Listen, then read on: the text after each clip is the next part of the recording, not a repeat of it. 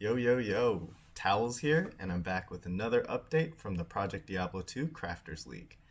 We're through week 2 now, and I've been farming hard and have a lot of new loot to show you, plus things I've learned about BLADESIN along the way.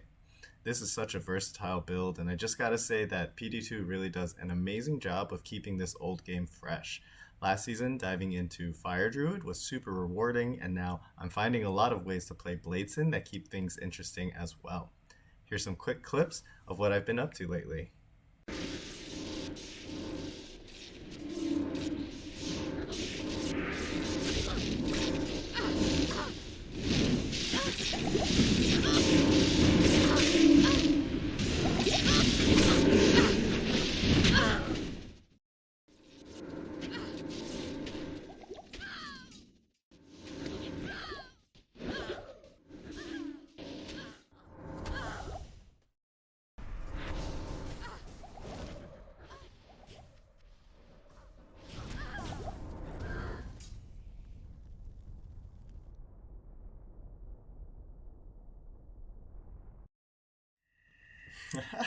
Yeah, it's definitely been rough, but trust me, I'm getting there. The last clip was from a difficulty 2 run, so hopefully next time I'll have a shiny new aura or maybe some Rathma books to show off. No need to worry about me though, I'm not looking to push 99 this season. I did make it as high as 5th on this ladder, but I've yet to complete a difficulty 2 Rathma at all, so I really do want to take advantage of the unlimited tries in this league. But yeah, some good stuff definitely happened along the way too. We're starting things off with this nice Ohm rune. I found 3 high runes total so far, all of them being Ohm runes, saving my luck for Season 9. This great hauberk, this rare armor has 19 PDR, 94 life, and now it has Cannot Be Frozen. Pretty sweet.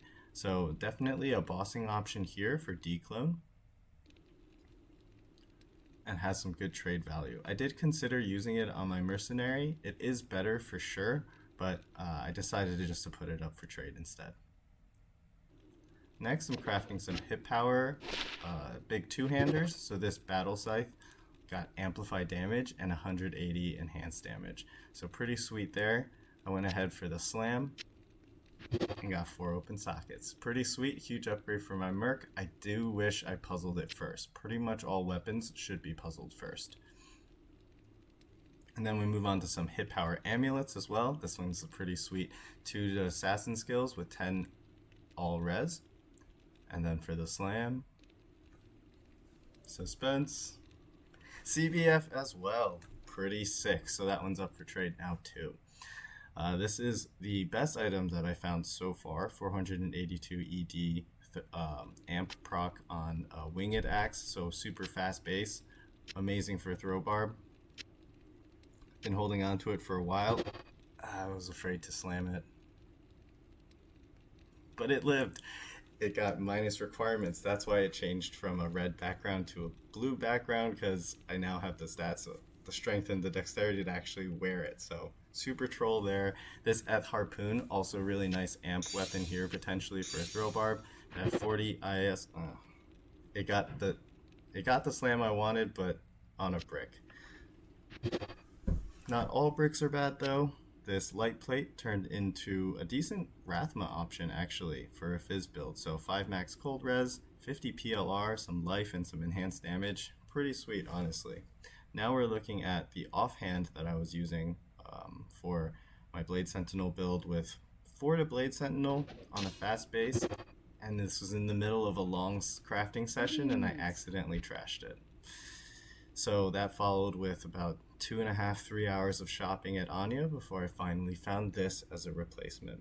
If you don't know, Nightmare Anya can sell claws that have potentially up to +6 on traps, so it's a really good place to go, especially early in the ladder, to sort out your gear as a trap assassin. So at the end of this, I did go ahead and puzzle it. 1 socket, of course. And then for the slam, back to shopping. Anyway, eventually I got to here. So all's well that ends well. I'm now using this caster blade talon as my offhand. You really just need plus skills here. Any stats like resists do count, however damage and this chance to cast level 31 amplified damage on striking technically don't count towards Blade Sentinel, but this amp proc does make the claw really fun to swap to as a main hand, because as your main hand, then Blade Shield would be able to proc this when you are in close range of enemies. The rest of my mapping build consists of this crafted claw that I slammed in my previous video. I did manage to trade for 2 loam runes to put in it, so it's pretty much complete there. I've got 2 assassin skills circlet that I traded for. It has 30 faster run walk, 2 sockets, and it's slammed for cannot be frozen, so obviously really good there. I've got the ohm and the gull rune in there for Rathma. I also traded for this +1 slammed assassin hit power amulet, so obviously that's good too. Off camera, I did manage to slam 38 enhanced damage on these vampiric gloves with 10 deadly strike. Technically another 20 deadly strike on here would be best in slot, but still really happy with these. Belts, boot, and armor and rings are all pretty much the same from the previous video, I think.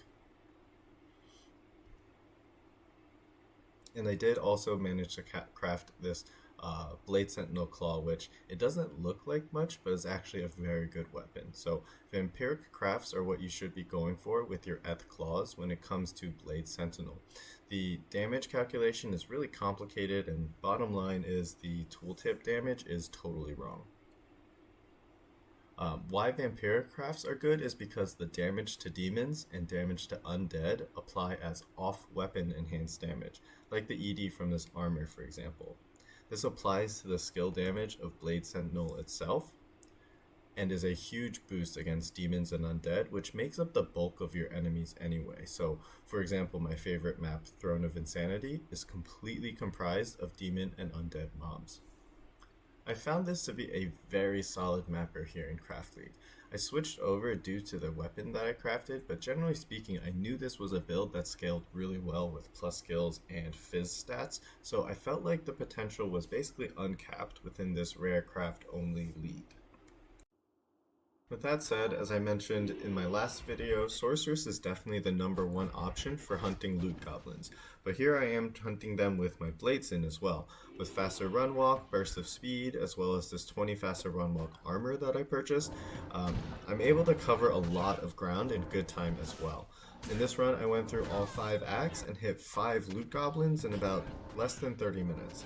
The price of faster run walk gear is pretty cheap also. This armor cost me only 1 Worldstone shard. Unfortunately, I pieced it for 1 socket, but it definitely does the job.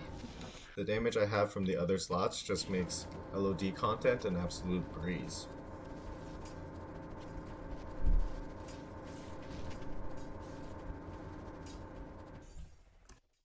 So yeah, aside from that, I've also collected a ton of Rathma Gear. So I have my gear swap here on the left, which lets me switch over to my Rathma build without actually needing to respec even.